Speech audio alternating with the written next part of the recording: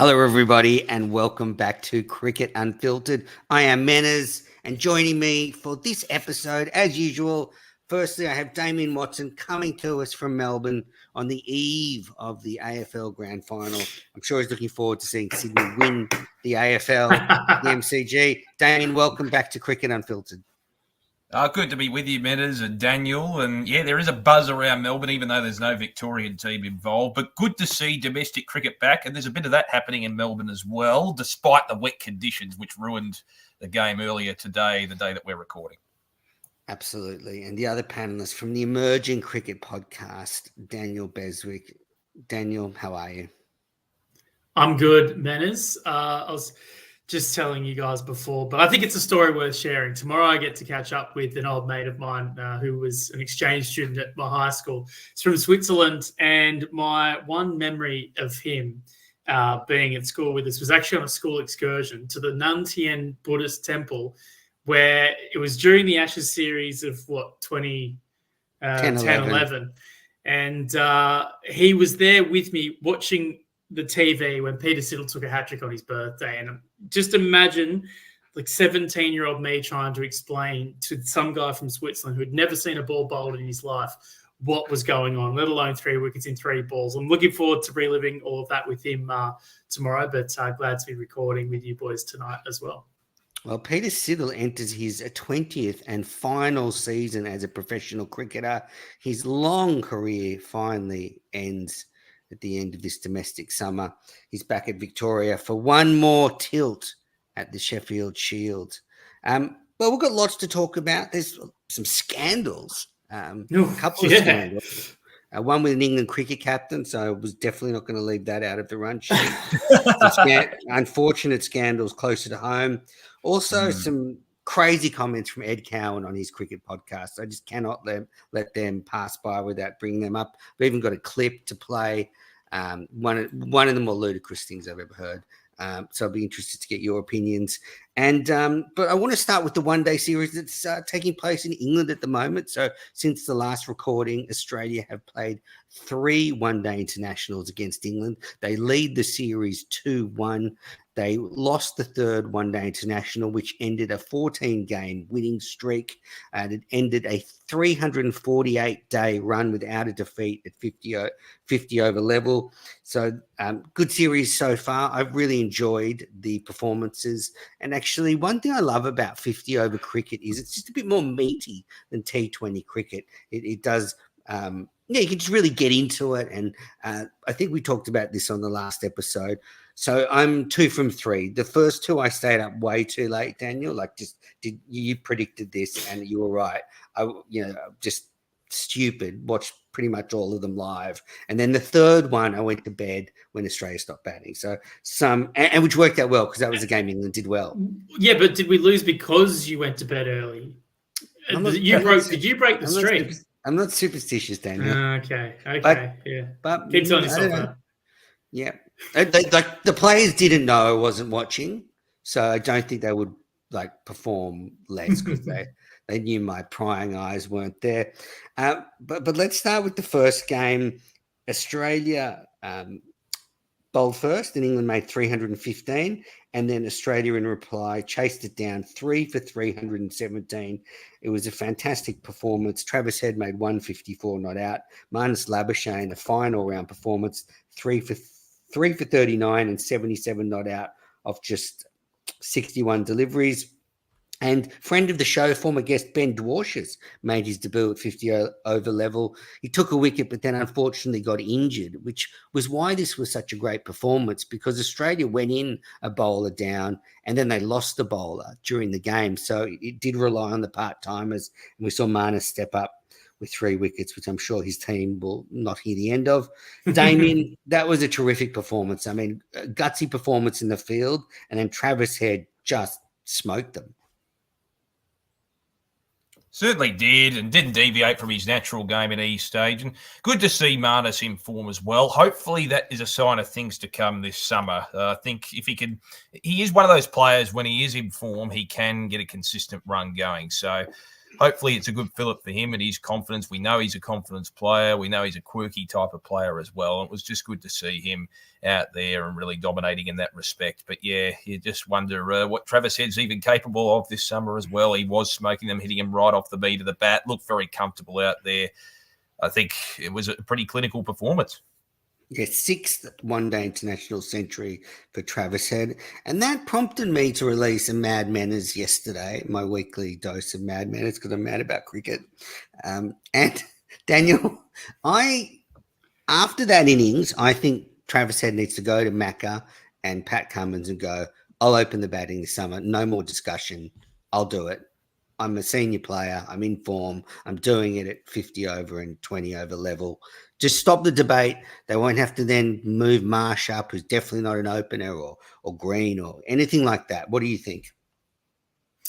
We talked about this last week, and I'm not sure if it's me drinking my own Kool-Aid here, but I actually am sort of cooling off on the idea of Travis Head at the top of the order. I think I'd still rather have him in that 5 spot just to let him really counter attack in that situation. If we do go to, say, I don't know, hypothetically 3 for 100, 3 for 150, 3 for 200, it gives him the impetus with the new ball not swinging as much, well, the new ball becoming old, for him to really attack and to really stick the boot in on India potentially. And if you do have wickets lost in the middle there, say numbers 6, 7, 8, he can bat with the tail and accelerate. So I respectfully disagree. I don't hate the idea if they do. Well, who do you think should open? Well, that brings up the next question. I think Khawaja is there with. Yeah, you don't have an answer. See, I'm right as usual. Well, no. See, I don't have an alternative. Yeah, if we want to go rogue. No. See, they're not deviating. Mac has said it. They're picking these 6 batters, and I reckon Head. Yeah. Just take the bull by the horns. You embrace the challenge. Steve Smith did it last year. He took one for the team. What about Marnus? Marnus? I don't hate it because I don't think there's a big difference between 3 and opener, but I just think exactly we need a counter-attacking batter at the top. That's what I think. Someone to hit the Indian bowlers off their line. We're so intent, aren't we? In a way, we get used to or accustomed to a player in a particular position as well. It's almost incongruous to think otherwise with Marnus not being at number 3. I wanted to give a shout out to Ben Duckett too, Benners, even though it was in a losing cause in that first one day. 95 off 91. I thought that was a pretty entertaining innings before Marnus dismissed him, caught and bowled for 95 out in the nervous 90s. No more shout-outs to Poms. What is this? Oh, you have to give credit where credit's due. I know Will Jacks had a bit of a cameo with a couple of 6s, but I really enjoyed Ben Duckett's performance. He wasn't a massive hitter, but really played a lot of good shots along the ground. No, it was a fine innings, and he didn't deserve a ton, but he looked like he was going to get one for sure. Isn't he the Big Bash's big signing this summer? Didn't he sign for a team? Wasn't it Ben Duckett? Yeah, I think so. Anyway, all right. So let's get on to the second game. Australia was sent in, made 270. Mitch Marsh made 60 of 59. Carey 74 off 67 deliveries. He came in he's come in because Josh Inglis has been unwell, and he's really made the most of it. He made 50 in the third game as well. And I think this game was played at Headingley, the home of Johnny Bairstow. So those Pommies were absolutely giving it to him. But he said he just got in the zone, he blocked out the noise, and he made a beautiful 74, shepherded Australia to 270. And then England were bowled out for 202. Lots of starts from England. I thought Maxi bowled superbly, 6 overs, 2 for 15. Mitch Stark, as always, took wickets, 3 for 50. But that took Australia to 2-0 in the series. And, Carey's given an opportunity due to Inglis being unwell, and he's just grabbed it with both hands. Who wants to take this one? Well, we talked about Carey maybe being put on the hot seat a little bit. I think it was a couple of shows ago by someone like Josh Inglis. So for him to come out and play in the manner that he did, I think just adds another good problem, I suppose, to the Australian selection questions that they have. And again, it gives you a different batting I suppose, options to Inglis being right and left-handed as well, the two of them. So it only bodes well. I think success kind of breeds success here. And if those two kind of compete for that spot while playing at the best of their ability and knowing that that spot for either of them is not exactly set in stone because the other one is around, I think it only bodes well for the competition in that spot and how good that spot can be from an Australian point of view across all three formats, really. Yeah, definitely. And it bodes well for a big summer for Carey. Go on, Damien. Yeah, it certainly does. Sorry to interrupt, Metters. My internet connection's terrible, by the way, just in passing. But I wanted to quickly mention Aaron Hardy, if I could, too.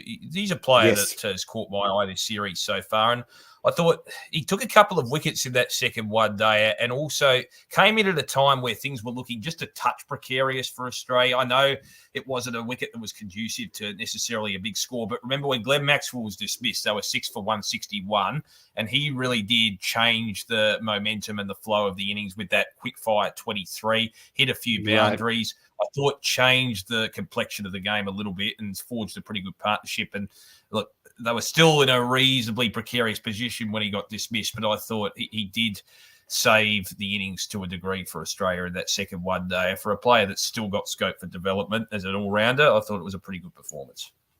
No, you're right. And he actually continued that great form in the third one-day international. So that was played overnight. Australia sent in, made 7 for 304. A few changes to that team, the main one being Adam Zampa, missing out due to illness, and Australia went on to lose this game, so it just shows how valuable he is. But Australia 7 for 304, Steve Smith 60 off 82, Cam Green 42 off 42 off 49. And I got to say, this Cameron Green dismissal was infuriating in its stupidity. Brooks, so Bethel was bowling. Brooks moved mid-on, very short and very straight. And the next ball, Cameron Green came down the pitch and hit it straight to him. Like, I just, that is the classic. I don't know if I don't play, like if you're playing golf where you go, don't slice. And then of course you're just going to slice it. It was like Green was going, don't hit it there. Oh, dolt. So that was concerning because he's been around international cricket a long time. He got a start. It was just when Australia looked like they could really take control of the innings and, proved they didn't have enough runs. So they finished with 7 for 304. Carey 77 not out of 65 deliveries. Aaron Hardy 44 off 26. That was a fine performance. And Damien, you're dead right. He's really impressed a lot of people lately with his performances at franchise and international level. But yeah, shame to see Australia go down because in the run chase, England made 4 for 254. Damien Watson is begging me to mention Will Jacks 84 off 82 and Harry Brooks 110 not out off 94 deliveries, his first ODI ton. The rain came, so England won by 46 runs on Duckworth-Lewis-Stern method because they were cruising. They had, they only needed 51 runs in 12.2 overs when the rain came. So unless they did a WA style collapse, which we'll talk about later, they were home and hosed. Did you guys see the game, Daniel? Caught the highlights of that one this morning. Harry Brook, probably a little bit overdue maybe to get that maiden ODI 100. We have seen the quality across the other two formats, so for him not to get it right in the middle format yet was probably a little bit surprising. Although I have sort of noticed that, and I kind of brushed on it there when talking about the ebbs and flows of the 50 over format. I feel like players in this modern age are very much all go or sort of hold back within themselves. They actually struggle to kind of keep up that 6 and over pace at times. So, for someone like Harry Brook to come out and play the way he did was admirable. The Beardman incident with Marnus Labuschagne is probably worth a mention as well, with Labuschagne giving the intern a bit of a death stare on the boundary. But well, let's go through that incident then. So what happened was, for those that didn't see it, and the young Beardman was caught napping, and this is, I guess, why you take a young player on these tours, because he will never do that again. But he was, walking around the boundary with a drink bottle. He had his shirt on. Sorry, his high vis shirt on, because you have to have one. So, Brooks hit one basically for 6, and Labuschagne was trying to catch it right on the boundary. And there was another fielder not far away. So there was some discussion by the commentators that Labuschagne might have been able to parry the ball. And I think Beardman was just not paying attention, and he just stood there, and Labuschagne almost ran into him. He should have got out of the way, but I don't think he was watching the game. And then he sheepishly ran, went and hit on the bench, and Jake Fraser-McGurk took over that role. Labuschagne was giving the stares to him straight after. And yeah, the young kid was quite nappy, and I guarantee he will never do that again.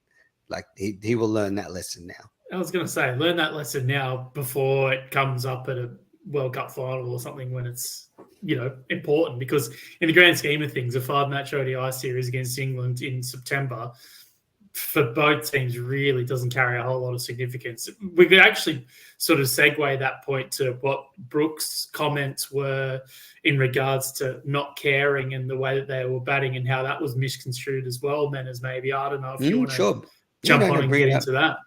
Oh, absolutely. Well, yeah, it was essentially...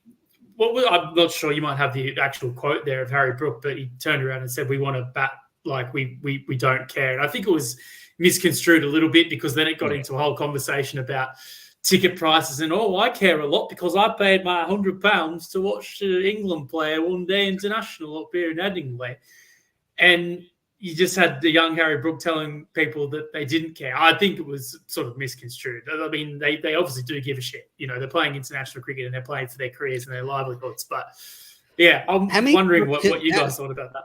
How many times can they be misconstrued? That's what I'm going to say. Like, they make these arrogant, stupid comments time after time. Ben Duckett saying, wasn't it Joe Swall? He should be thanking us for his double 100 because, we've changed Test cricket. I mean, there is an attitude that seeps out of this team. I think Brook got his words mixed up and probably didn't exactly mean that, but I still think there's an underlying arrogance to the way they approach the game that comes out pretty frequently. And I'm not surprised.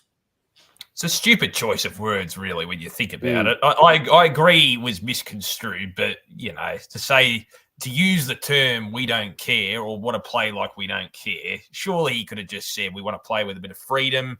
We recognise there's an opportunity to play our natural game without necessarily going down the conservative route in any way, because there's not as much weight. But to say that we don't, I think he just could have chosen a far better choice of words.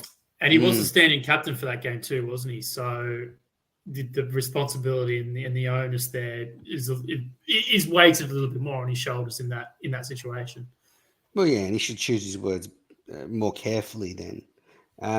So Australia play England at Lords, I think, next. That's so that'll be the first time Australia have returned to Lords since the infamous day when the members turned on our beloved Australian cricket team. They turned on Pat Cummins. Who's ever turned on Pat Cummins? Like me, once or twice. The Lords members, a lot. People have probably turned for Pat Cummins, but that's a different turn of phrase. All right, so right wing talk radio has done it before. Anyway, so Australia lead the series 2-1. They head to Lords for the 4th ODI on the 27th of September, hoping they can win the series.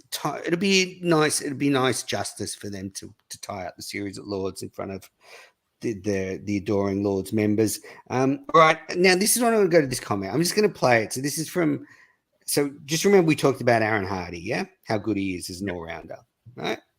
This is Ed Cowan on the Grandstand Cricket Podcast. Friend of the show.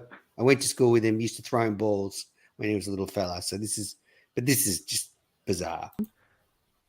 Jack Edwards, also a rare talent. He's now captaining the team, but with the ball, he takes wickets at key times. He bowls faster than he looks, comes from a great height, and he can bat. Mm-hmm. I know we talk about Cameron Green, but I think Jack Edwards is probably the next all-rounder in the Australian psyche and looks every... I mean, that is the most insular New South Wales comment I've ever heard. There is no way Jack Edwards is the next all-rounder into the Australian squad. I mean, we've just named Aaron Hardy, who's ahead of him. You could probably put Bo Webster as ahead of him. I mean, I think you could probably throw a few names out there. And I've commentated on Jack a lot, and he's a fine cricketer, and he's getting better. And there might be a day when he's in the Australian team, but he's certainly not the next all-rounder in line. What do you guys I think? will say, though, he's still only 24, Jack Edwards. He was thrust into state cricket. Yeah, he was thrust into state cricket really early after that Under-19 World Cup triumph. And maybe we just think that he's been around and he hasn't quite developed into the player that we thought he might have. And maybe sometimes that's true, but he hasn't. Yeah, I suppose there is a level of truth to that. But I mean, he's still got time on his side. How old's Aaron Hardy?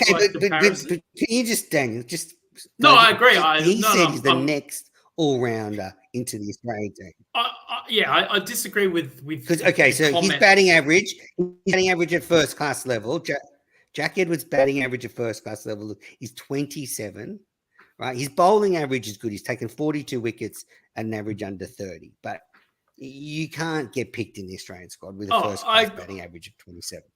I 100% agree in principle. I just had a quick look. Aaron Hardy's roughly a year older than him, so I don't know how you want to sort of play that. But look, I'd agree. I just don't think it would take something very special for Jack to kind of accelerate at the level that he would need to be Australia's next best all-rounder. That I can't.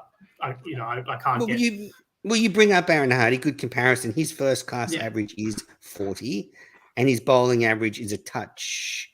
No, it's lower than Jack Edwards. It's 28.5. So anyway, I just thought, that's sort of every, Damien will understand this being a Victorian, that that's the sort of impression you get from New South Wales that, he's got a Blues cap on. Now he needs to play for Australia. Damien, Edwards is not on your radar, is he, in the Australian side? No, I was impressed with some of the cricket he played at times last summer, but no, and the selection obviously points to the way in which they're heading in terms of their direction, who they're going to select. There's no way he's in that frame as the next big thing necessarily, I think. But, I mean, Hardy's getting more opportunities. So it seems like they're going in that direction, at least in the shorter formats of the game. So, yeah, I disagree with his comment there. Good stuff. All right. We're going to take our first break, and then we'll be back with more.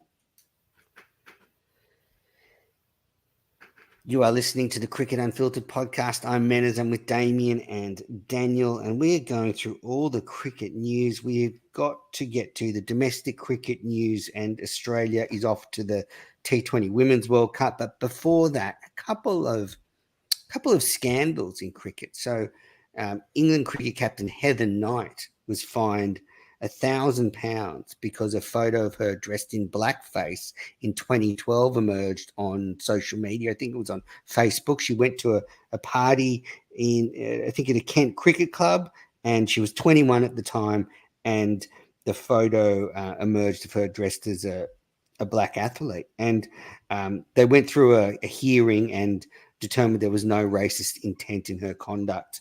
And Knight has apologised for her mistake. And it's also been noted what a positive influence she's been on everybody as England captain. But, yeah, it's crazy. What do you think, Daniel? Strange one. It came kind of out of nowhere. The ECB statement came out, and I curiously tried to sort of look around the tabloids and the news to see how it was reported, and it was shut down pretty quickly. Yeah, it was shut down very quick. I mean, fair play for them to sort of come out and sort of clamp on it and fine it, but £1,000 in 2024 for someone who in the elite women's game is probably earning a handsome paycheck. I'm wondering if that was maybe more of a symbolic thing than anything else. It was just a really strange one to come out. And yeah, as you said, it was swept under the carpet. Never really saw the image wasn't exactly thrown around either. So it was just a really odd one, and not like one of these other, fiascos that come about where it blows up everywhere and everyone sees it. And then there's a statement. It was very much nipped in the bud quickly from the ECB.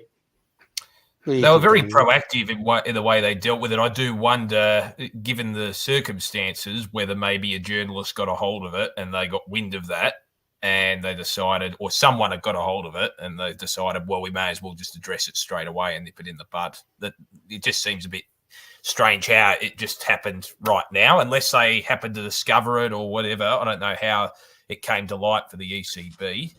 But yeah, obviously, look, Heather Knight's been a very good leader in recent times. Obviously, very regrettable. Don't condone it.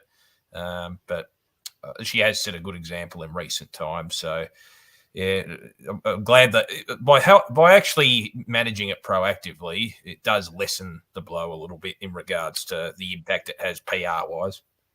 Yeah, absolutely. I just think a couple of things. I guess you've got the broader context of the Yorkshire racism scandal. So I Yeah. guess maybe if you're from that part of the woods, you're thinking, is there a double standard here? Why wasn't this investigated in the same way we were?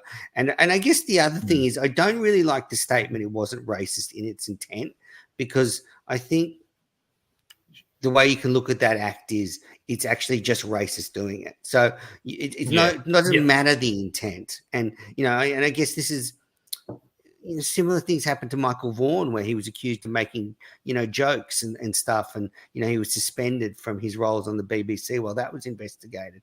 I just don't think the intent in this issue is important. And I would have preferred that wasn't in the statement. I just think own the mistake. Like just doing it is racist, whether you're, got any intent at all. So I agree. Yeah. And by 2012, Mendez, she really should have known that that was a stupid thing to do and that it was racist in the way that it was done. It's not like it was 1989 or anything like that where things may have been a little bit different, Should have seen the outfits I was wearing at Pose in 1989. Woo! I saw. Do you remember the TV show? I was 12. I was 12, like I was a cowboy. Do you remember the TV show? Would I get cancelled for that? Definitely. If I went as an Indian, I would have been. Absolutely. This shows you how much times have changed. Do you remember the TV show Fast Forward Minutes? The yes, absolutely. Sketch comedy in Australia. Someone alerted it to us on social media the other day. There's a promo of them dressing up. Well, basically being like the Cosby, impersonating the Cosby family, which was a big show at the time. You would not get away with that now. No. The whole cast did it. What about Greg Ritchie, Fat Cat? He had his own. What was his character? We were dressed up as an Indian fellow. Do you remember Greg Ritchie's character? No. Oh, well. No, but it shows you how times have changed, and rightly so. And there's going to be conversations and podcasts from people who will look back in 20 years' time and the same conversations are had as well. Because I guess, what was his character? Oh, yeah, he dressed up as Mahatma Coat. Yeah, so people will remember Greg Ritchie doing this. I mean, it was him dressing up as an Indian guy. And, I think the thing is that, like Greg Ritchie is intending to be funny there, but it's still racist. And if you're an Indian person, it is very offensive. And, so for them to put in this statement of hers, there was no intent. Anyway, let's move on. Next scandal, closer to home, actually very close to home for Damien Watson, a very disturbing piece of news came out from Victorian cricket where Dilip Samawira, well, this came out from Cricket Australia, who played 7 tests for Sri Lanka, has been banned for 20 years by Cricket Australia of holding any position at all in Australian cricket anywhere. He's basically been handed a life ban. He's in his 50s, so hopefully this will be the end of him doing any kind of cricket work in this country. And the statement was put out that he had a coercive relationship with a player while he was coach of the Victoria women's team. And I think apparently this was a long-term relationship and obviously a huge power imbalance. And there were some pretty strong statements by Cricket Victoria and Cricket Australia about this being just deplorable conduct. Yeah, very strong and emphatic words from both Cricket Victoria and Cricket Australia.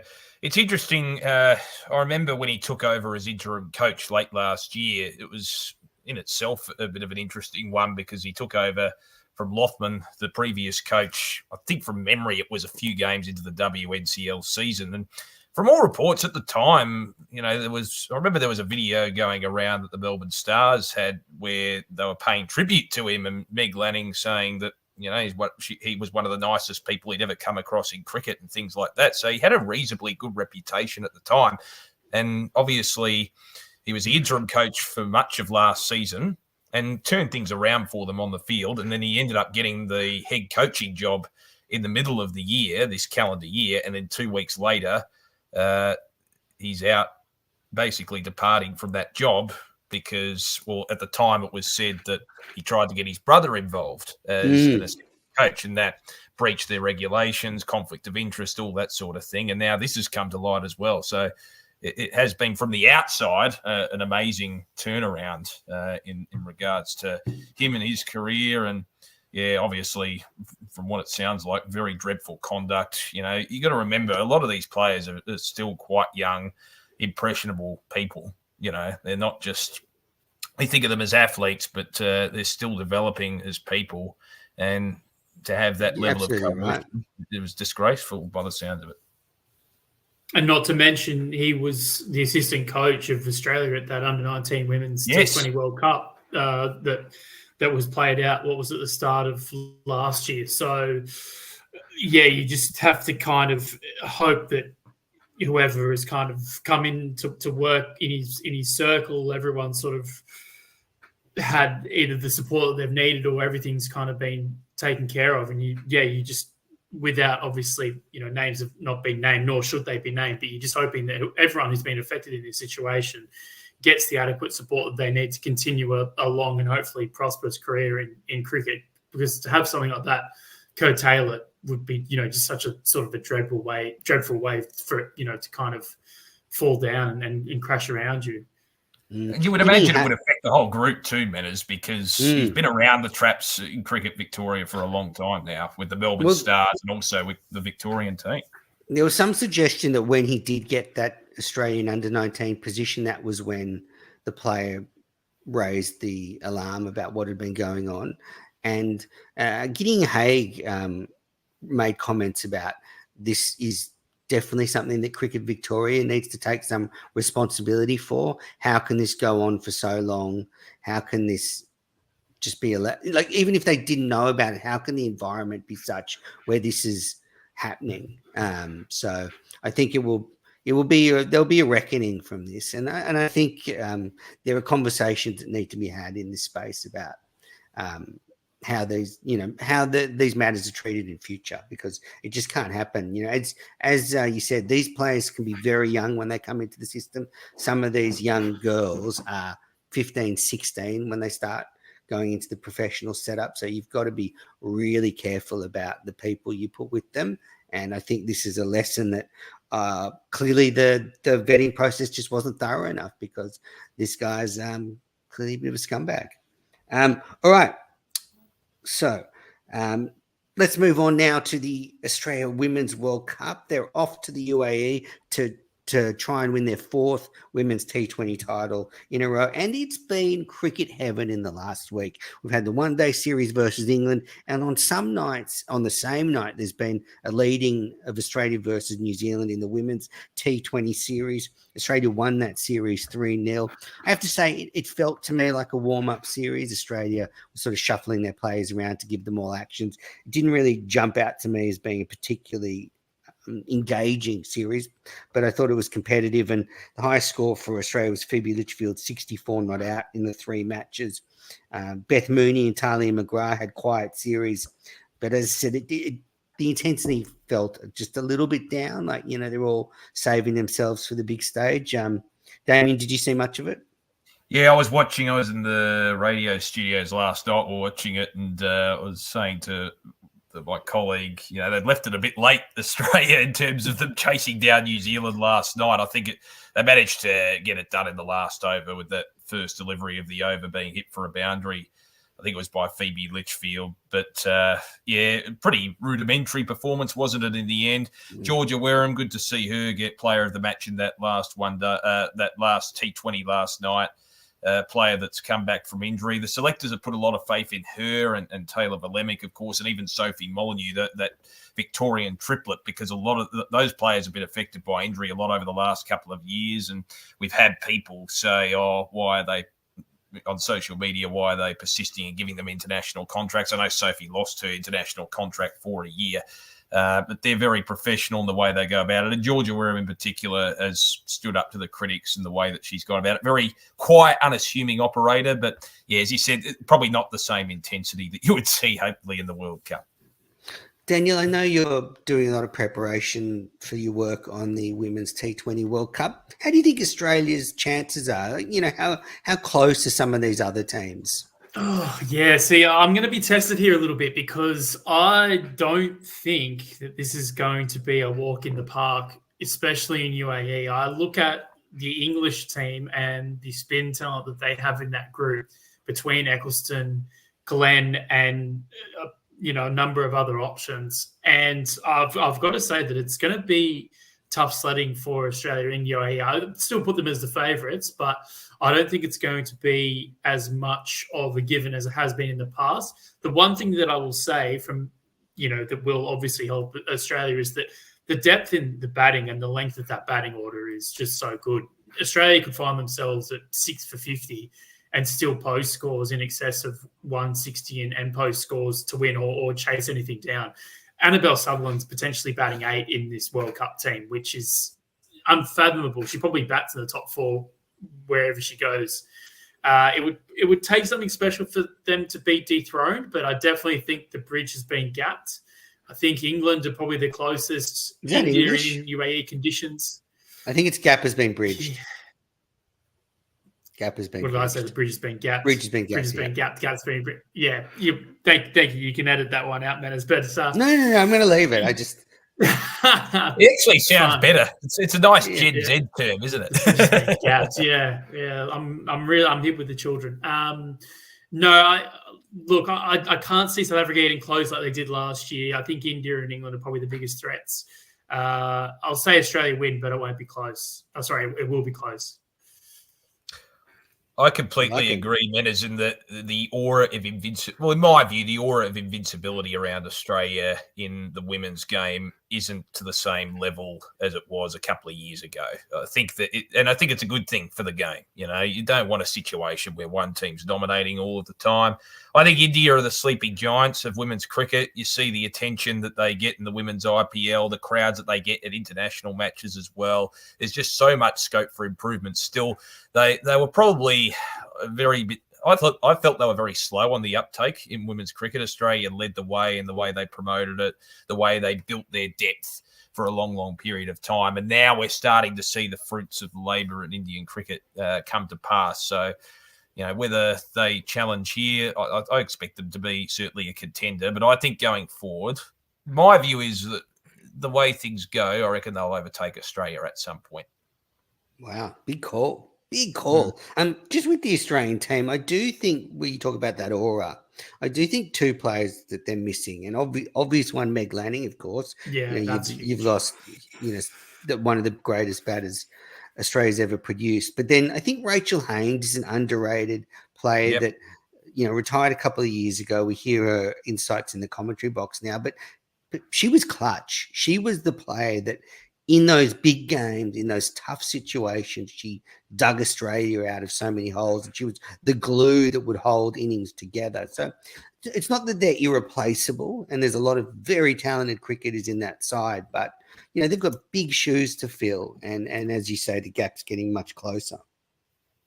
The left-hander as well. Like, I know Litchfield's come in and basically been almost a like-for-like change for Haynes in that role, but yeah, just providing something different. I think, I don't know if this was the point you were going to bring up, Damon. I think that Alyssa Healy's captaincy probably gets one of its first really sort of big tests in hot UAE conditions as well. So I think the leadership of Meg Lanning, if anything, we lose a little bit more just because we are so covered in the batting across from 1 to say 8 or 9. I think it's the captaincy, and I think that the way that Meg ran the troops in the field, I think will probably be the bigger thing lost out of Lanning not being in the setup anymore. And I do think we spoke about this a few weeks ago, Menas and I do think Jess Jonathan was a bit stiff. And the language when the squad was announced from Alyssa Healy indicated that maybe she felt she deserved a spot as well. Obviously, it's not entirely the captain's call in these types of scenarios, but given her form over the last 12 months and her ability to really stand up, and we've seen it so many times under pressure in the clutch moments, and she's a capable all-rounder as well. I thought she was a little bit stiff to get left out as well. I know they want to go down the regenerational path, but I think when the pressure's on, she's one that really does stand up and is still in very, very good form. And there's a hell of a lot at stake for Australia this summer. After this World Cup, they've got the Women's Ashes, and England were very close to. They leveled the series on points in the away Ashes last time, so they're not far behind. So Australia has the T20 World Cup defence, then the Women's Ashes. So there's a lot at stake for them over the next few months, and I think we'll know pretty quickly the mettle of this team. If they don't win the World Cup and lose the Ashes, then they'll definitely have lost a lot. So there's a lot at stake for them as they head off.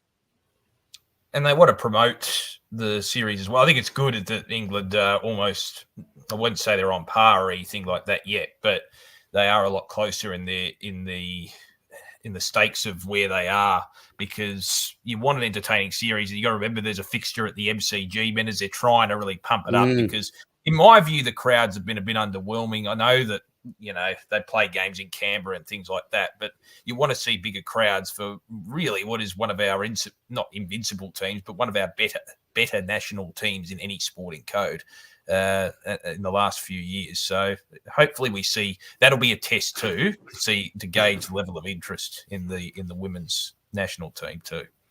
Definitely. All right, we're going to take our final break for this episode of Cricket Unfiltered. Then we'll be back with all the domestic cricket news. Welcome back. You're listening to Cricket Unfiltered. I'm Manners. I'm with our very own Watto, Damien Watson that is, and Daniel Beswick, DB from Emerging Cricket Podcast. And it is time to turn our attention to the domestic scene, because the cricket has got underway. The Dean Jones Cup started, as I'm dubbing it. So it's the one-day domestic cup. I figured just start to use the names and see how they feel. So, we used the Dean Jones Cup this week. Maybe we'll try something different next week. Richard Cheekwee next week, maybe, just to give it a bit more of a New South Wales flavour for you, Menace. Yep, I like Dominic Thornley. Yep. Sean Bradstreet. The Greg Matthews Cup. The Mo Cup. Oh, the Mo Cup. I like that. The Mo Cup. All right. So some big news broke after the last episode. Chris Green has apparently given his state contract back. So this follows in the wake of other players. So Chris Green plays for New South Wales, but a very successful T20 franchise cricketer. And interestingly, only in the last couple of years sort of worked his way into the first class scene, but he's given his contract back. And this follows Daniel Sams, Matthew Wade, Ashton Agar, Jason Behrendorff. There's a host of players now that are playing domestic cricket still for match payments, but are not on a contract, so that they are free to go off and play in franchises whenever they choose. So I think the flex point here, Chris Green, he's just been playing in the CPL. I think his last game was a few days ago.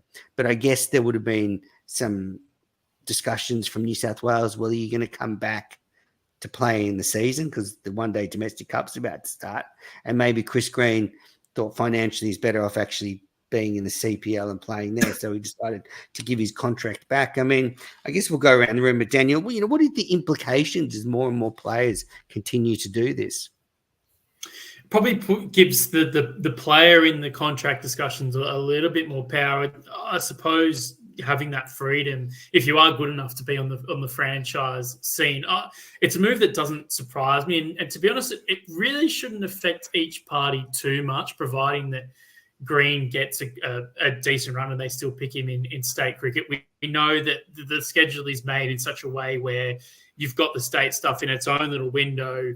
The BBL is separate to that. And then for, the likes of someone like Chris Green, there's a chance of maybe playing some PSL cricket at the back end of the Australian summer, or an equivalent sort of tournament in that portion. I think the league in UAE runs at about the same time as well.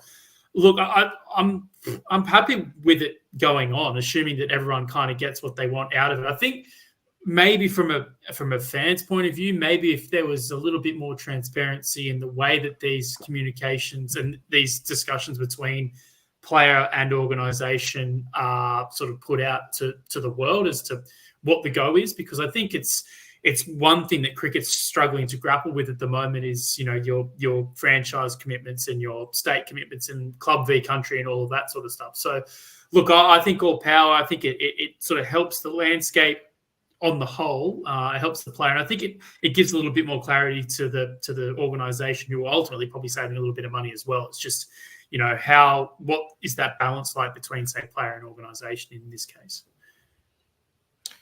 Yeah, I think you have to be amenable, don't you, in this day and age? The landscape's changed so much. When I say you have to be amenable, I'm talking from a state cricketing body point of view, because you can't begrudge a player.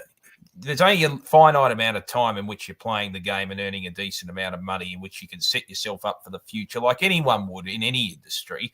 If you're going to get offered more to do the same thing elsewhere, you're probably going to take it, right? So I think state cricket bodies need to be cognizant of that. I think they have to be reasonably flexible about it. I hope we don't see a situation down the track where petulance comes in and they refuse to put a player in a team simply because they're not willing to accept a contract. You should play. If you've got players available that are willing to play for your state at a particular time, you pick the best players for that team. It's just a natural thing that you have to do, I think, because at the end of the day, we're in a different era where there's franchise cricket everywhere. So I don't begrudge any player from going elsewhere at certain stages of the summer or at certain stages of the year when they can earn more money and set themselves up for their families and their future going forward. Yeah, absolutely. And I think a couple of things, like Tim David has shown that it doesn't really affect your chances of Australian selection, that if you perform in the opportunities you're given, whether that's at franchise level or for your state when you play, that whether you're a contracted player or not, you still could get picked for Australia. So Chris Green wouldn't be thinking, I'm not going to get picked for Australia now. But I think broadly speaking, it's a challenge for state associations because they can't just become feeders into the franchise system. So that is the big picture challenge for state associations across Australia. We produce so many very good cricketers. We just have to be aware that they all don't end up going down the road that a Chris Green or a Daniel Sams, and these organisations, New South Wales just becomes a development organisation that is very different to what it is now. Well, Green's a bit of an exception to the rule, right? Because he's been given captaincy opportunities in the CPL. I think he was the captain of his CPL team this year as well. I think he might have won a CPL captain of Guyana. So he's never really been in the conversation for Australia and higher honours internationally. But he's carved out such an excellent franchise career. You know, this is a situation that's kind of, it's almost the green rule in a way, isn't it? He's got one Aussie cap. Yeah, he went on that T20 tour. I think it was after the 2023 50 over World Cup. Remember, we played that series. Oh, yeah. I think he got a cap there. So, you know, he's done a lot because he, you know, a couple of years ago, didn't even have a state contract, and then he was New South Wales Player of the Summer. So he's a very fine cricketer. All right, let's get into the Dean Jones Cup. Name to be confirmed. In the first game of the season, New South Wales beat the defending champions, and it was typical. You could have scripted it. Josh Philippe, in his first game for New South Wales against his old team, made 139 off 119 deliveries. Jai Richardson took 5 for 63 for WA, and a fairly convincing performance by New South Wales and a great start to Philippe's summer. And, you know, I put out a comment on Twitter that a combination of runs and a blue cap will mean Philippe gets a shot at the Australian team pretty soon. You sound like a Victorian menace by saying that. Effectively. It was a great innings. Apparently his preseason had been pretty bad. Greg Shipper was saying that both he and Nick Maddinson in the trial game both got out for first ball ducks. And Maddinson was dismissed for a second ball duck, wasn't he, in the game against WA? So, yeah, he had been in conversation as a potential Smoky to go to the next level, but not the best start to the summer for him. And even Daniel Hughes, I was a bit surprised. Look, it's early days yet, but he only just made the 7. Of course, his 50-over form over the last couple of years, compounded upon by Shield as well, has been sensational for the most part when New South Wales have struggled. He's been the shining light. So, but at least it shows that there's a little bit of depth there Yes. And they get the win over a pretty classy WA outfit, which had Cam Bancroft at the top of the order making a half century as well. But their bowling, and that's probably something that's overlooked, their bowling and their fielding to a degree as well really stood up. Hughes is coming back from county duty as well. He played a season at Sussex, and by all reports, everyone loved him there across all three formats. So he did really well. Yeah. Yep. So in the second game, history was made, and then this is sort of September magic. Everyone's so focused on their football teams. But while this was going on, Victoria beat Tasmania. Tasmania were bowled out for 126, and Sam Elliott, who is former Australian opening batters Matthew Elliott's son, took the second best figures in one-day domestic cricket history in this country. He took 7 for 12. Yes, 7 for 12, only bettered by Sean Tate's 8 for 43, and Victoria won that game by 4 wickets. I commentated on a couple of Elliott games last year, and he's a fine bowler. Didn't quite imagine him taking 7 for 12, but that was pretty sensational. But then the next day, we had an amazing finish. South Australia playing Western Australia at Cricket Central. South Australia bowled out for 166. Young Bryce Jackson took 6 for 31 for WA. And then Western Australia were cruising at 3 for 133. I actually went out to get a coffee and came back and didn't even put the game on because I thought WA were just going to cruise home.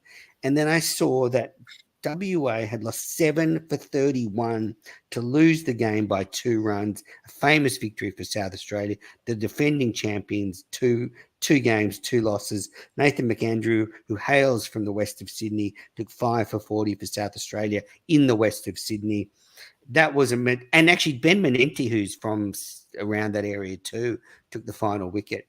So amazing game. Damien, what did you think? Yeah, it was sensational, wasn't it? It's amazing how things can turn around. That's the beauty of the 50-over format. And, yeah, I mean, it's amazing how things turned around as well. Nathan McAndrew, do you reckon, I'll throw this out, do you think because he's playing for South Australia, does he get the credit to a degree that he deserves? Because he showed signs of what he's capable of under pressure last season as well, even at Shield level. Did Ed Cowan say on his podcast that it should be Nathan McAndrew next in line? No, it was Jack Edwards. He never done F all. Yeah, amazing turnaround. And good to see Mackenzie Harvey out there as well, who's originally from Victoria, the nephew of Ian Harvey, the freak, played at under-19 level as well for Australia. It was good to see him out there as well. He was involved, I think he ran out Darcy Short from memory, and also took a catch of the field, made about 20-odd at the top of the order, but just good to see him out there as well for South Australia. Daniel, are you like me that, on these sort of midweek days and, you might be playing away with some work, when you switch on and you see there's some some Dean Jones Cup or there's some WNCL action, does it just brighten your day up like it brightens mine up?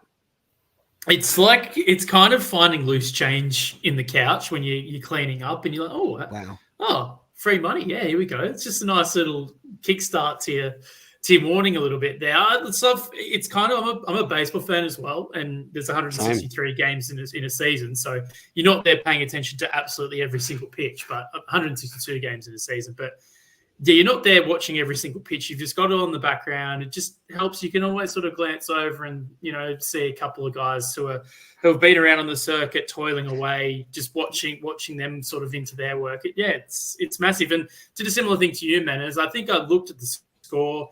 I didn't have a screen around to watch it, but I saw that South Australia, Western Australia score, and I thought, I won't bother checking that score again. That game's done. And then sure enough, I think I flicked across Twitter or Facebook or whatever and saw all the posts about it. I went, we're talking about, did these guys just play another game the next day or something? This doesn't marry up to what I saw in the first half. Very, very strange. One of the all-time collapses. Strange one.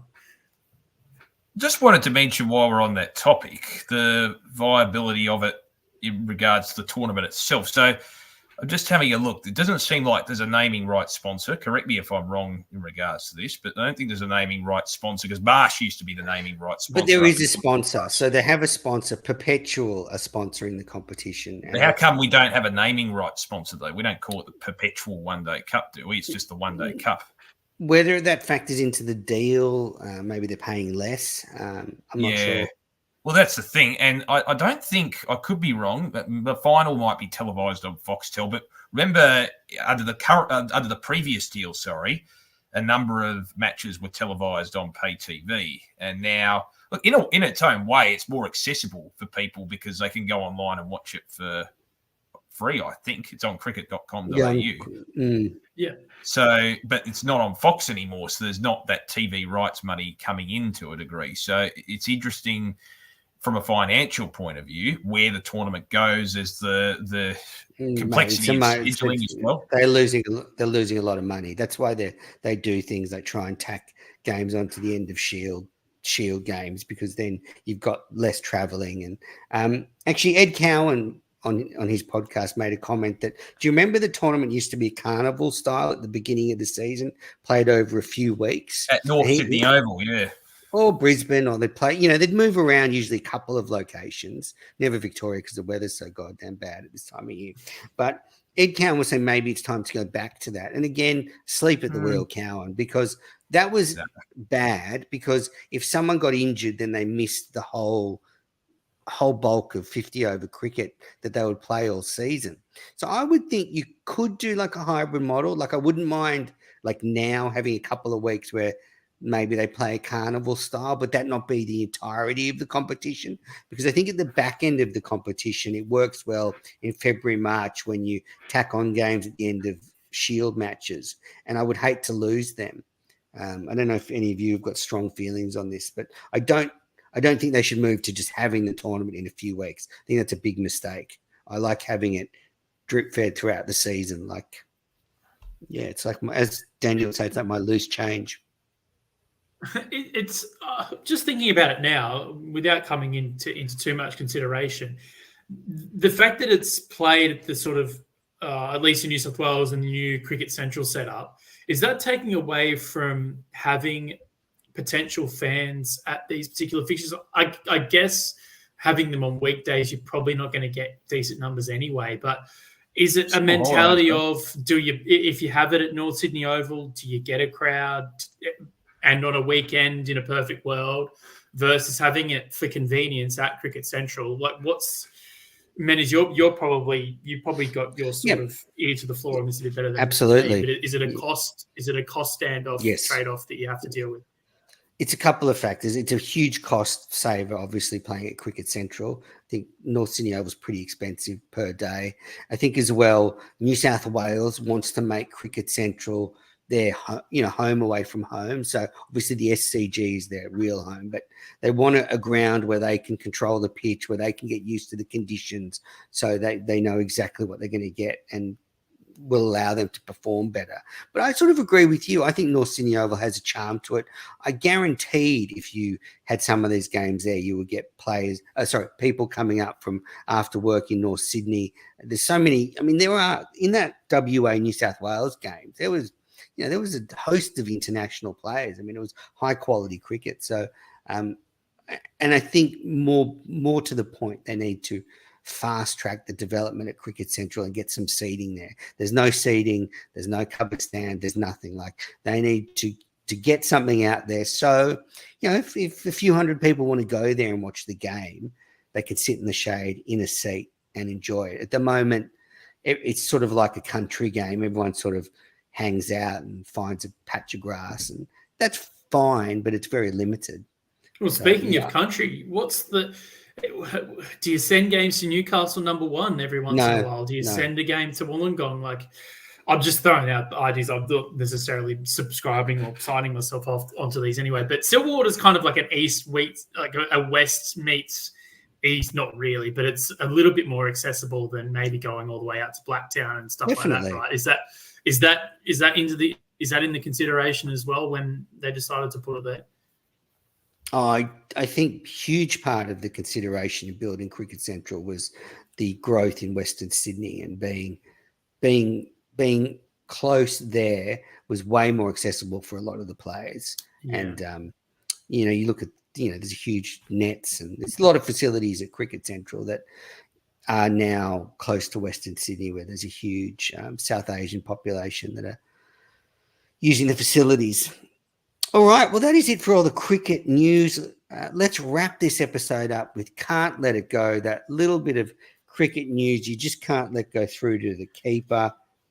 Who wants to go first? Daniel, do you have one this week, you schmuck? I've got one this week. It's a little right. bit rogue, though. It's not quite news as such, but it's a trend that I've observed over the last couple of weeks, and I think it needs to be curtailed and quashed quickly, right? So we're all on social media. It's sort of part of our jobs, our livelihoods. You know, we access it to watch cricket. Yeah, we understand what social media is. Yeah. Thank you. Yes. If I see one more,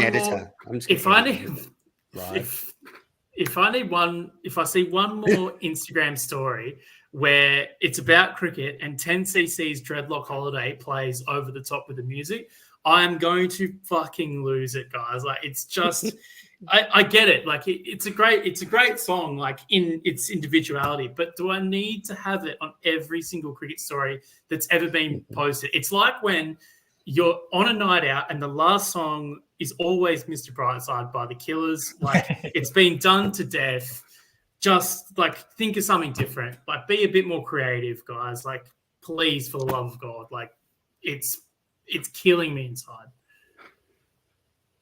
Fair enough. I do like that song, though. It's a classic. Yeah, it's a great song by itself. It's a classic. Like, it's good every 2 years, but I don't want to see it every 5 minutes on an Instagram story, for God's sake. No, I don't mind that. I can't let it go, Menners. WNCL season got underway recently with Tasmania taking on WA and winning at the Wacker in the first game of the season. And Molly Strano, one of my favourites, managed to get player of the match. And they're going for 4 in a row, Tasmania. Again, probably doesn't get the credit because they're from Tasmania to a degree that they deserve, but that'd be an ultimate dynasty, wouldn't it, in women's cricket? I know they put a lot of effort and a lot of money and investment into developing women's cricket in Tasmania. They brought a lot of experienced players from the mainland, like Villani, like Strano, like Starlenberg, to mentor a lot of young players. That'd be quite an achievement if they were to reach 4 titles in a row this season. Can I piggyback on this, Damo, as well? Yes. I want to give a shout out. A player who has won everywhere and actually hails from my neck of the woods, Lauren Smith, has gone down there over the last couple of seasons and once again showed, I don't know what's going on in New South Wales women's cricket, but it feels like a lot of really good players have just sort of just gone elsewhere and flourished wherever they've gone. I don't even think it's that. I just think that they're just going for a really, really young team at the moment. You look at that women's New South Wales team at the moment, and outside of a couple of players, it's really, really young. But like, I remember when was doing a little bit of work on WBBL as well, and Lauren's just won everywhere. Like, she won when she was at the Sixers when she was young, granted with a really strong team. Then she went over to the Thunder, won with the Thunder, and now, you know, she's moved states, gone to Tasmania, and dominated there. A very, very underappreciated player. So sorry to piggyback on your point there, Damo, but I think that was worth mentioning as well. It's good. No, can't let it go last week and 2 this week. I like it. Yeah. All right. My can't let it go is I've got a few. Firstly, there's a report that Marcus Harris rang Andrew McDonald after he was told he wouldn't be replacing David Warner. And the quote was, I rang him and told him what I thought. So you can extrapolate that Harris blew up at being the spare batter for a couple of years. And then as soon as Warner's retired, he's shunted and Steve Smith moves up the order. Interesting report by Dan Cherney on that. I would find that. But yeah, I wonder how that discussion will hold him moving forward. Probably cleansing to get it off his chest. And then in 2 test matches in the last week, Sri Lanka beat New Zealand and India beat Bangladesh. And I mentioned Rishabh Pant's return to test cricket. Well, it was a fairy tale return. He made 109 in the second innings. And I also want to flag Ravi Ashwin, who made a century in the first innings, his 6th test century. India were 3 for 34. He was part of a rescue mission. He's coming out this summer. I think we should all really appreciate him because it might be the last time he tours here, but phenomenal record, 522 wickets at an average of 23.7 and a test batting average of 27 with 600s and 14 50s. So I guess my can't let go is enjoy Ashwin this summer because it could be the end. He's, I think, 38, but he is a monster player and one of the finest all-rounders the game's ever seen. Yeah, All right. great. Well, that were my can't let it goes. Thanks everybody for tuning in to Cricket Unfiltered. Daniel, when's the next Emerging Cricket podcast coming? When can the listeners connect with you, or where? Just listeners, be mindful that if you're gonna connect with Daniel on Instagram, if you're posting dreadlock holiday, then don't just save him. Yeah, don't. Just it's an automatic block for me from now on. Emerging Cricket, I think we'll have a show out roughly the same time this comes out as well, wrapping a lot of League Two cricket that's been happening and the start of Cricket World Cup Challenge League, which is the third tier of international cricket that's begun. It's part of the pathway for World Cup 2027. DG Beswick won across social medias as well. I guess if you put our two shows together, Daniel, you really will just know what's happening in the cricket world. Like, we cover the top end, you cover the bottom end. Just in You know, I'm well rounded, not an all rounder, well rounded. There's a difference. Cricket podcast. Do you want to?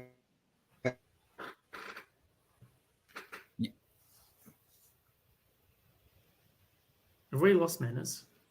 No, I've got you back now. Damo. Sorry, the internet went bung on me for a second. My apologies.